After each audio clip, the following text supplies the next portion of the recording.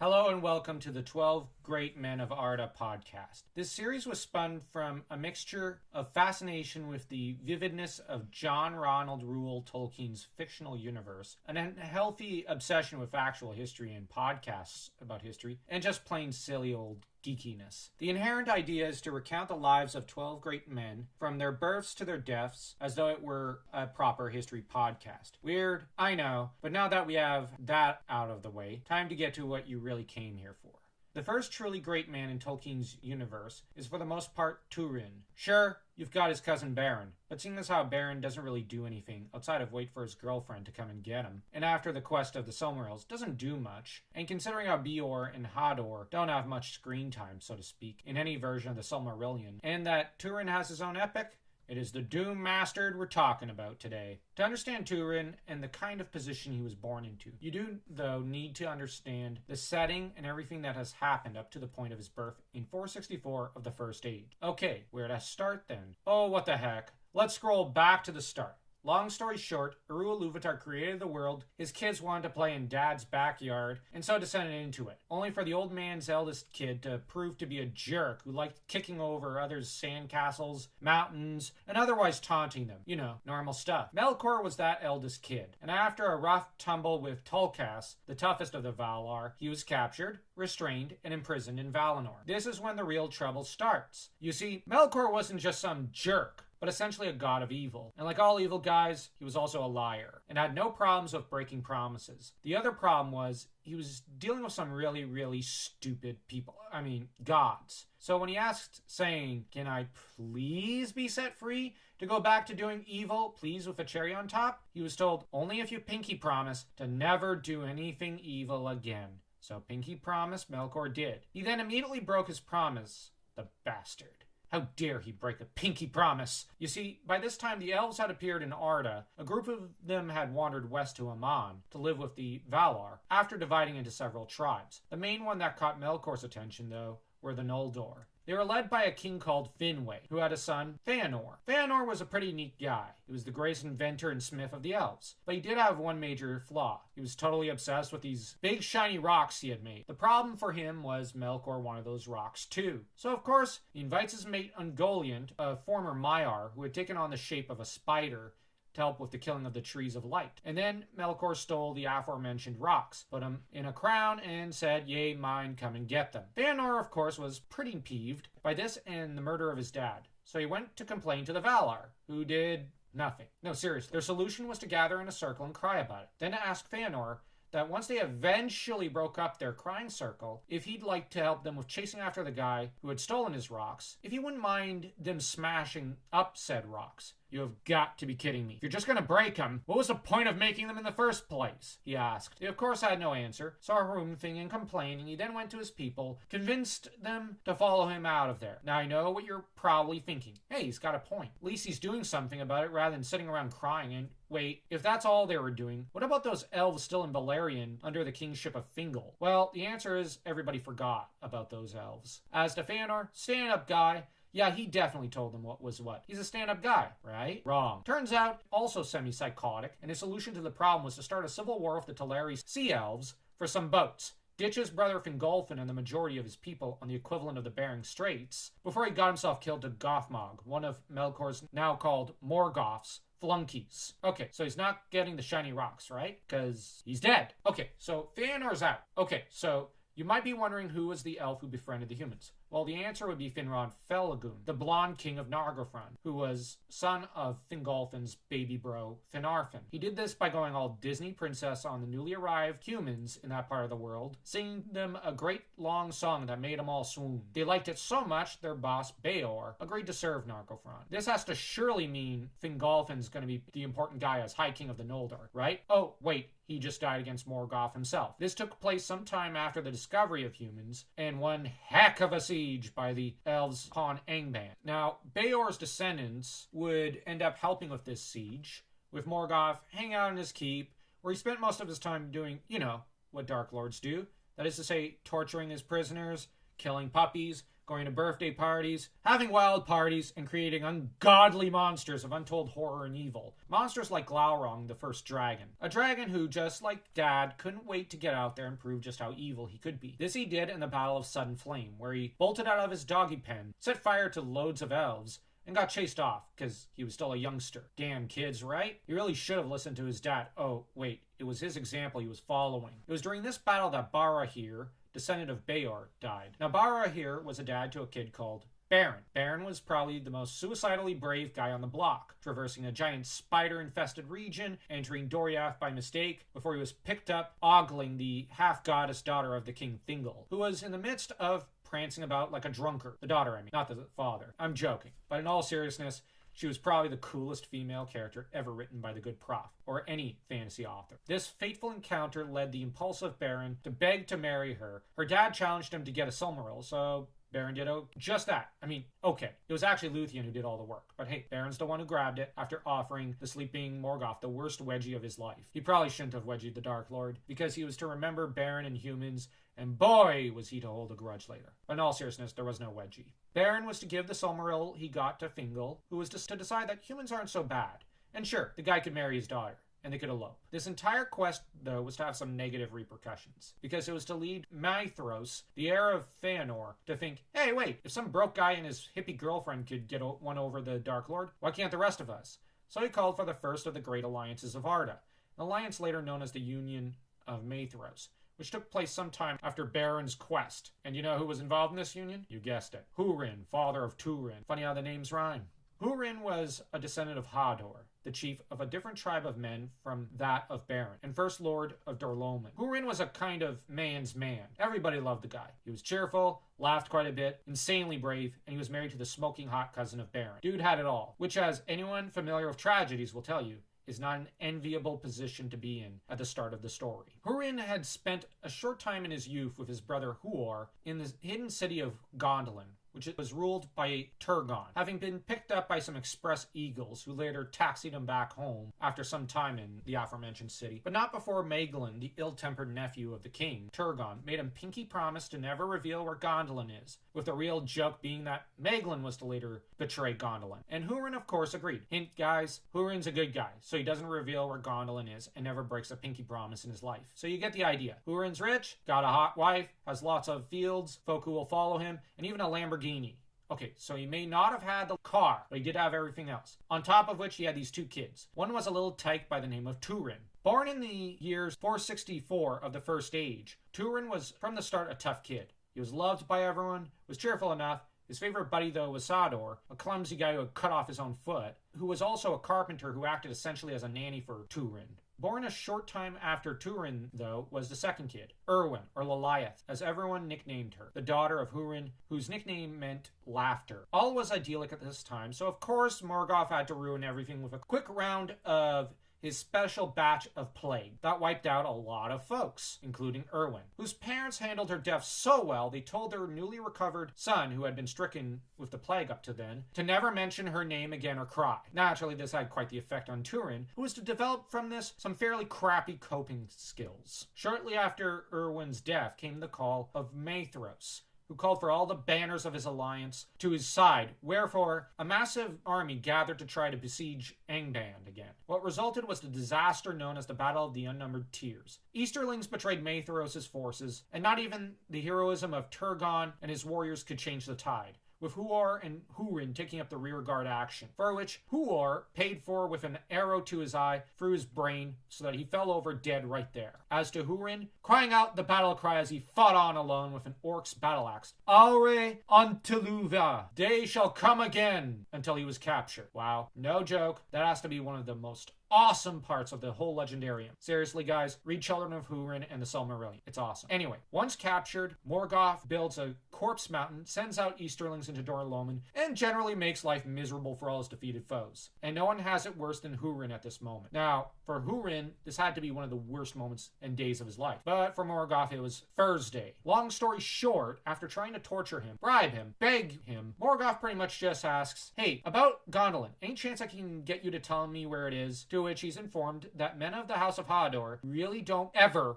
break pinky promises. Man, Turin, way to go. You're already making the rest of the human race look cowardly, saying that to the fantasy equivalent of the devil. So Morgoth takes the rejection as well as anyone else might. He casts a curse upon Turin and his family. This was no D&D type of curse where it follows you everywhere. No, this isn't something so direct as that, but the kind of curse that necessitates Morgoth needing to know where you are in order for it to kick in. Meanwhile, Turin's home is invaded, his property is given over to an Easterling, and he's reduced to all but homelessness. Okay, so I guess it's time for Morrowind to pack up, change the kids' schools, and head for Doriath with him, right? I mean, they've got family there in the form of Fingal, the king. Nope, she's not budging because she's pregnant. Okay, but Turin's gotta go. After getting lost in the woods, he's found by Beleg Strongbow, who's just about the most loyal elf ever, after Fingolfin and Fingon. Beleg takes him to Thingol, who fosters him for a while and treats him as his own son. So he's a cool guy here. At least he's changed from the Baron and Luthien story. As to Turin, he grows up to be like his dad, a warrior. Trained by Beleg, he'd grow up to be so much tougher than any other warrior, though, as Beleg was just about the toughest guy in all of Doriath. At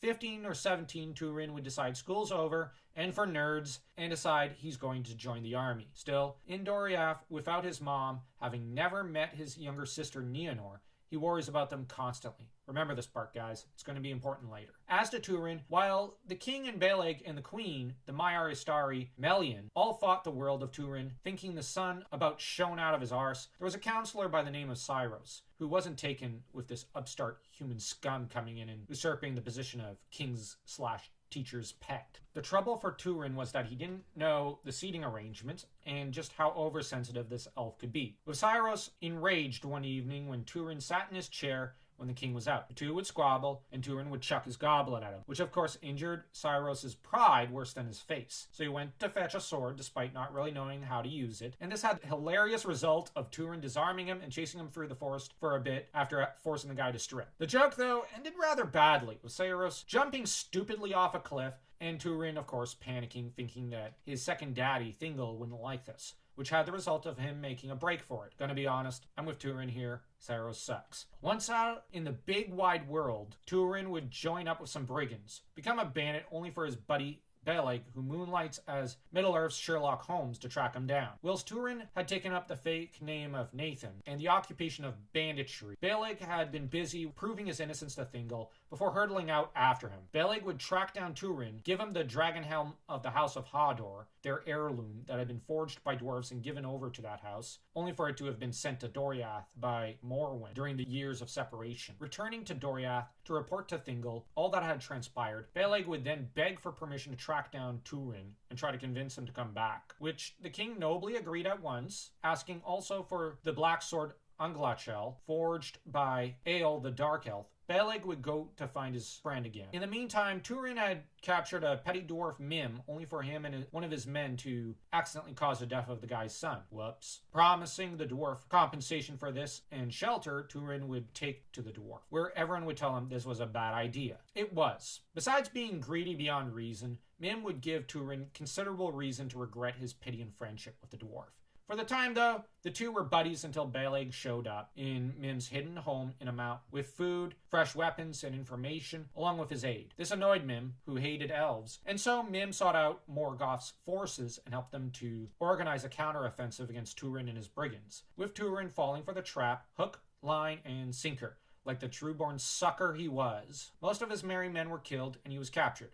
Only Beleg escaped. By this time, you must be thinking, man, this guy's just trouble. And while I might agree, let's be honest, Turin's tough. No one could fight like he does, save maybe Conan the Barbarian. But as Arda wasn't blessed with a fighter of Conan's caliber, they had to settle for his much dumber alternate universe cousin of a sorts. Never one to give up, Beleg would try to chase down Turin, who was strung up like a hunk of beef, for the orcs who dragged him some distance, only for Beleg to team up with a guy he had run into called Gwyndor. Gwyndor, though, had fought in the Battle of the Unnumbered Tears, been captured, and had his sword arm cut off. Well, not the whole arm, just a hand, as punishment by his captors. He was a loyal sort, and swore to help Beleg, who snuck up on the orcs in Turin in the dead of night. This is where Beleg makes his dumbest mistake. Now remember that cursed black sword of his? Yeah, well, between its malevolent nature and the curse of Morgoth, Beleg decides to forego cutting the ropes with a knife and messes up. How does this happen? He nicks Turin with it, in the act of cutting said ropes on him, which wakes up the fearsome warrior, who, not knowing who it was who loomed over him, kills Balag before he realizes what's what. Seeing his friend's corpse, thanks to a flash of lightning, unravels Turin. With the orcs fleeing briefly, the son of Hurin is saved only by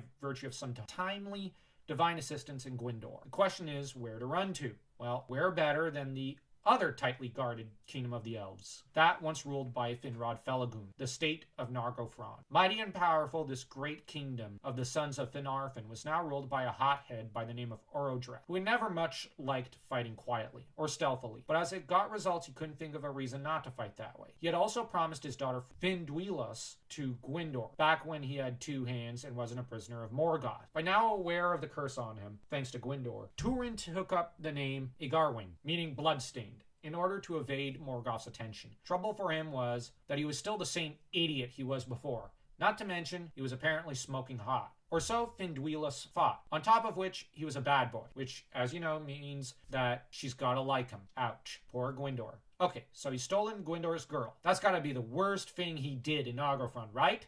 Not even close. Too bad for all involved. Turin suggests to Orodreth to build a giant stone bridge to make troop disposition easier for Nargothrond. So Orodreth does this. The end result is that in the next major battle, Orodreth is killed. Turin, wielding the reforged Anglashel, now renamed Gurthang, tries to rescue Gwindor, who begs him to save Finduilas, only for the orc troops to cross the bridge and sack Nargothrond, and for Turin to end up caught in a staring contest with Glaurung, the father of dragons, whilst Morgoth's forces seize all the people of Nargothrond who haven't fled by this time. Seeing the worst version of himself in Glaurung's eyes, and tricked by his silken tongue, Turin stupidly heads for Durloman to track down his kin. After causing some chaos and killing some folk there, he is told by Sador and others how Morwen had long since departed for Doriath with his sister n.e.r.d. Moral of the story, kids?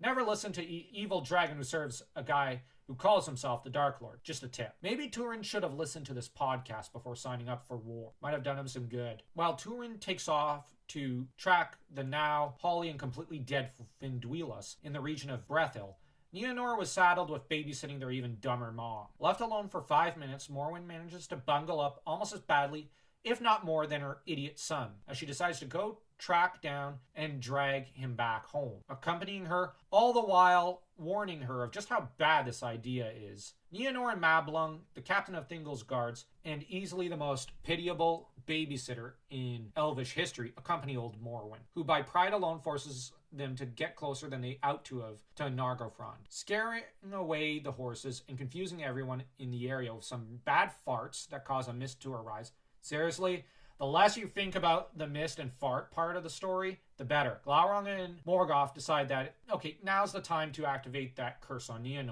hypnotizing her so that she's essentially a shell of her former self, without any memories of who she is. Mablung then is forced to attempt to rescue her and take her back to Doriath. They are, however, ambushed, and n.e.r.d. takes off running. Mablung and the surviving guards retreat back to Doriath to regroup and start the search over again, this time in search of n.e.r.d. and Morwen. Discovered by Turin, who is now going by the name of Turambar, n.e.r.d. would be tended to and re-educated in the following years. It would also happen that the crippled chief of Brethil, a really thin-skinned and jealous-natured guy by the name of Brandir, would fall for her, though a part of her was screaming in utter horror and disgust from deep within her when she'd acquiesced to marry Turambar. Ew. For a time, Niniel, as she was now called, and Turambar would enjoy married life. Having sworn to never return to the battlefield, Turambar would however be persuaded when the villagers would get into a spot of trouble, and Glaurung would march out from his nest in the remains of Nargothrond, with Turin agreeing to one last suicide mission to finish what he had started years before. Gurthang in hand, he would set out and, waiting in an outcropping over a ravine, imitate Sigurd by stabbing the dragon in the heart. Collapsing into a coma after he attempted to unsheath the blade from where it was embedded in the beast's chest, he would burn his hand on the dragon's blood and pass out. Worried for Turambar, Niniel, meanwhile, decided to follow after her husband, with Brandir agreeing to accompany her, whilst telling her he hoped to persuade the pregnant woman to flee,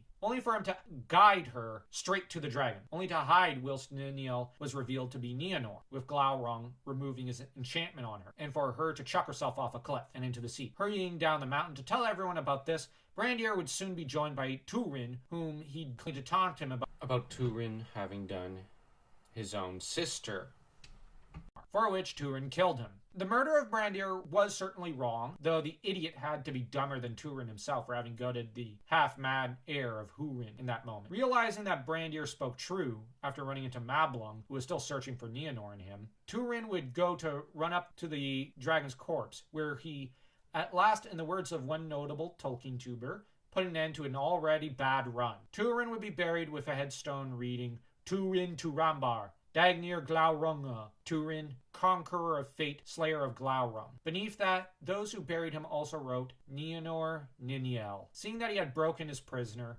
Morgoth would release Hurin, who had observed all that had transpired thanks to Morgoth's own accursed sight. Deeply traumatized, Hurin would travel about Middle-earth, rejected by all his people, his old ungrateful ass of a buddy, Turgon, before he arrived in the forest of Breath, where he was to be reunited with his poor, aged wife, Morwen. Dying in his arms before the headstone of their children, Hurin had her buried with their son, and went off to ruin the people of Brethil, turning them upon one another in vengeance for what had befallen his son and his daughter. This accomplished, he then tracked down Mim in Nargothrond, where he slew Mim for his lifetime of crimes and betrayals. Taking the Nauglamir, it was thence that Hurin set out for Menegroth, the capital of Doriath, where he threw the prize necklace at the feet of Thingol, shouting insults at him. Realizing he was under the sway of Morgoth, Melian cured him of his influence and restored him to sanity, with the grief-stricken Hurin commiserating with the only man who could possibly understand his grief. Just before he departed to go and chuck himself in the sea in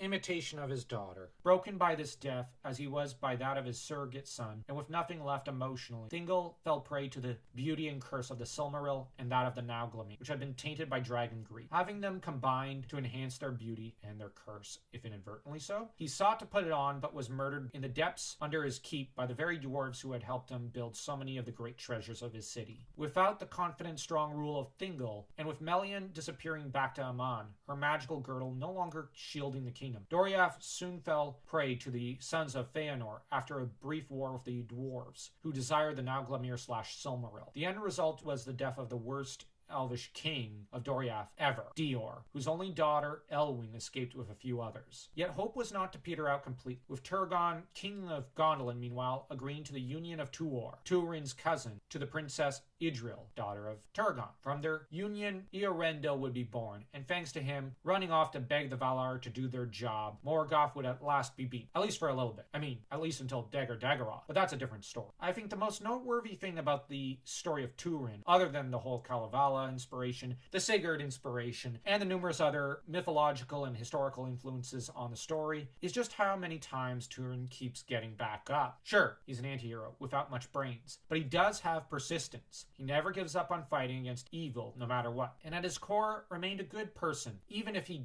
didn't always do a good job of living up to being a good person. For sheer persistence alone, I have to admit to kind of liking Turin. Actually, okay, liking him a lot. Yes, there's some pity mixed in there, and some shock at the bad decisions he continually makes, but frankly, it's hard not to like the guy. Now, if you enjoyed this podcast, hopefully you'll be willing to recommend it to others. Like it, and if you enjoyed this podcast, do smash that subscribe button like you're Morgoth trying to smash Fingolfin into the pavement.